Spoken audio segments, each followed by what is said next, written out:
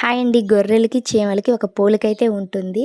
చీమలు ఎలాగైతే వాటి పని చేసుకొని ఒక లైన్‌లో ఎళ్తాయో, అలాగే గొర్రెలు కూడా మేసేటప్పుడైనా, లేకుంటే తిరిగి ఇంటికొచ్చేటప్పుడైనా అలాగే ఒకదాని వెనకాల ఒకటి వస్తుంటాయి. కొన్ని గొర్రెలు మాత్రం మేస్తూ ఉంటాయండి. గొర్రెలు మేసిన మేసేటప్పుడు గొర్రెలు గుంపు వెళ్ళిపోయేటప్పుడు కొన్ని గొర్రెలు పక్కన ఉంటుంటాయి. అవి చూసుకొని కొన్నైతే పరిగిస్తాయి. కొన్ని రాలేదన్నప్పుడు మనం గమనించుకొని మనము మన వాయిస్ దానికి గొర్రెలకి బాగా అడిక్ట్ అవ్వాలండి. అవి మనం ఎంత దూరంలో ఉన్నా రాలేదని తెలిసినప్పుడు, పిలిచినప్పుడు వెంటనే అవి పరిగియాలి.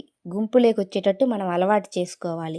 కొద్ది రోజులు పెంచిన తర్వాత వాటికి మన వాయిస్ అలవాటవుతుంది. మనమే గొంతుతో పిలుస్తున్నారు వెళ్ళాలని జెప్పి.